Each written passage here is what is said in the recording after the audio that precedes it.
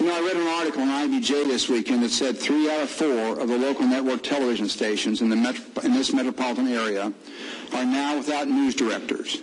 The thought is that the massive rejection of network television by audiences all across the board has led to an overall upheaval in this market.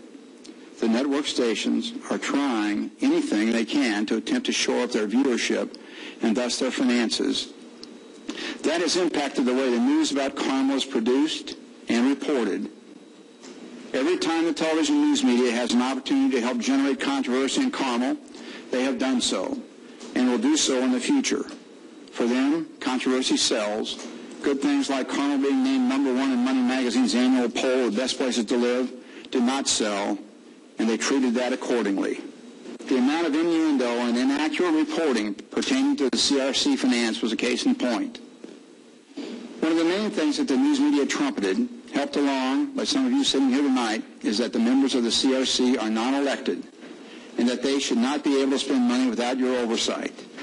In regards to that, I would maintain that if money was not being spent the way you wanted it to be, you could have contacted your representatives on the commission and voiced your displeasure. Who knows, you might have gotten a third vote for your position. In addition, if they did not vote the way you wanted, you could have removed them, and I emphasize this, overnight. No one would have had to wait for the next 3 years until the municipal election comes up.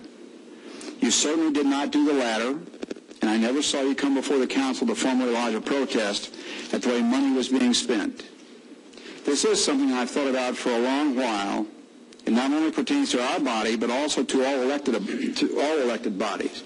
That is my firm conviction that simply because one has been elected to office, it does not mean that the person has gotten suddenly and overnight qualified to do the job. It does not mean that the elected official is an expert in every field, especially if they do not have a solid community and business background with which to work in the first place.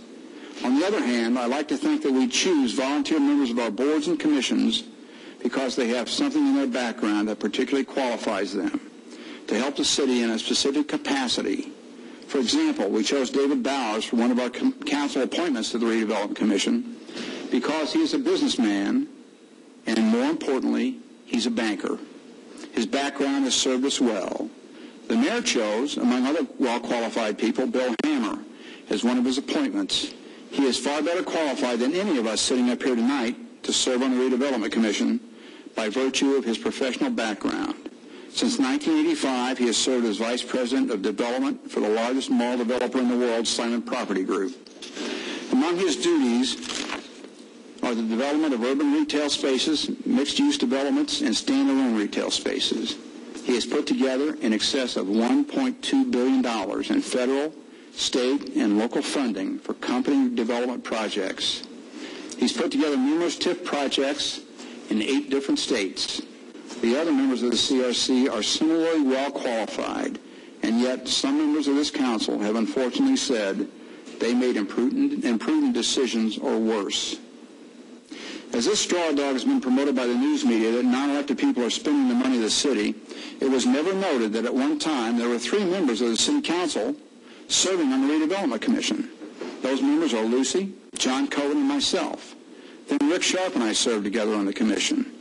However, and let me emphasize this, by vote of this council, because the council is the only entity that could change this, service on the CRC by a council member was cut from 3 to 2 to 1 and now to 0. Yes, some members of this council have promoted the idea that the city's money has been ill spent by non-elected officials. This council has talked of transparency in regard to the activity of the Redevelopment Commission. I find it ironic that our council president has fought tooth and nail to keep the rest of this body from being able to see all the emails that passed between himself and Frost Brown Todd, the law firm that he hired on behalf of this council. To the best of my knowledge, none of us on this day as tonight have been able to view this material in full. The council paid for this work. We are all entitled to see the product of this activity by our law firm. It is incumbent on Mr. Sharp, now that the refinancing has been passed, to release any and all documents that passed between himself and Frost Brown Todd. Finally, I want to thank all the members of the Carmel Redevelopment Commission and the Carmel City Center Development Corporation, along with the legal counsel, accounting firms, and the bond counsel for the CRC for work that has been well done and service that has been well rendered to the city of Carmel. I specifically want to thank Jeff and Bill for taking the time and energy that I know they were reluctant to provide as far as this evening was concerned. They have wanted to do this for a long time, but they've been prevented from speaking out because anytime the other side of the story, the one that varied from what the majority of this council wanted in the news media, the majority of this council threatened to not vote to approve the refinancing. Gentlemen, thank you for being here. I appreciate it. I appreciate the work that everyone has done, not just on CRC, but all together within the community to make sure that this community and its volunteers have the support that they need to do a good job for the future of Carmel. Thank you.